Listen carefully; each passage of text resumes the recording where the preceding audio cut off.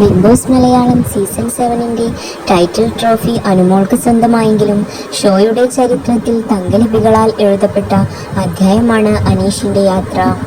ആദ്യമായി ഫിനാലെയിലെത്തുകയും first runner-up ആകുകയും ചെയ്ത കോമണർ എന്ന റെക്കോർഡ് കൂടിയാണ് അനീഷ് സ്വന്തമാക്കിയത്. ലക്ഷക്കണക്കിന് ആരാധകരുടെ ഹൃദയം കീഴടക്കിയാണ് അനീഷ് ബിഗ് ബോസിൽ നിന്നും മടങ്ങുന്നത്. ഷോയുടെ ഫലമനുസരിച്ച് അനുമോൾ വിജയിയായപ്പോൾ അനീഷ് ഫസ്റ്റ് റണ്ണറപ്പായി. ഷാനവാസ്, നെവിൻ, അക്ബർ എന്നിവർ യഥാക്രമം 3, 4, 5 സ്ഥാനങ്ങൾ പങ്കിട്ടു. 100 ദിവസത്തെ കഠിനമായ മത്സരവും വൈകാരികമായ നിമിഷങ്ങളും പൂർത്തിയാക്കി പുറത്തു വരുമ്പോൾ അനീഷിനെ കാത്തിരുന്നത് ആരാധകരുടെ നിറഞ്ഞ സ്നേഹം മാത്രമല്ല, വിലപ്പെട്ടതും ആകർഷകവുമായ നിരവധി സമ്മാനങ്ങൾ കൂടിയാണ്.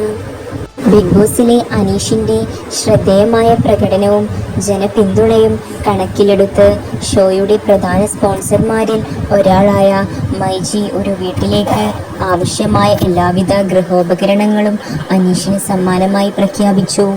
അത് അനീഷിന്റെ ജീവിതത്തിൽ വലിയ സാമ്പത്തിക സഹായം നൽകുന്ന ഒരു നേട്ടമാണ്. ഇതിനു പുറമെ സർപ്രൈസ് സമ്മാനമായി ഏകദേശം 2 ലക്ഷം രൂപ വിലമതിക്കുന്ന ഗാലക്സി ഫോൾഡ് 7 മൊബൈൽ ഫോണും അനീഷിന് ലഭിച്ചു. എല്ലാ മത്സരാർത്ഥികളെയും പോലെ ബിഗ് ബോസ് വീട്ടിൽ ചിലവഴിച്ച 100 ദിവസത്തെ പ്രതിഫലവും അനീഷിന് ലഭിക്കും. ഓരോ ആഴ്ചയും നിശ്ചയിച്ചിട്ടുള്ള ഈ പ്രതിഫലം 100 ദിവസത്തേക്ക് കണക്കാക്കുമ്പോൾ ലക്ഷങ്ങൾ വരും. അനീഷിന് സർപ്രൈസ് സമ്മാനമായി ദുബായിൽ ഒരു ആഡംബര വില്ല നൽകുമെന്ന് പ്രഖ്യാപിച്ചിരിക്കുകയാണ് ദുബായിൽ പ്രോപ്പർട്ടി കൺസൾട്ടന്റായ മുഹമ്മദ് അസറുദ്ദീൻ. ജനങ്ങളുടെ മനസ്സിൽ വിന്നർ അനീഷ് ആണ്.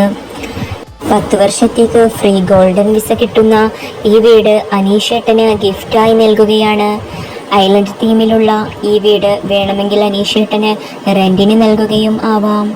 അതുവഴി 60 മുതൽ 70 ലക്ഷം രൂപ വരെ വരുമാനമുണ്ടാക്കാനും പറ്റും. വീഡിയോയിൽ മുഹമ്മദ് അസറുദ്ദീൻ്റെ വാക്കുകൾ ഇങ്ങനെയായിരുന്നു. കൂടുതൽ ബിഗ് ബോസ് വിശേഷങ്ങൾ അറിയാൻ ഈ ചാനൽ സബ്സ്ക്രൈബ് ചെയ്യൂ.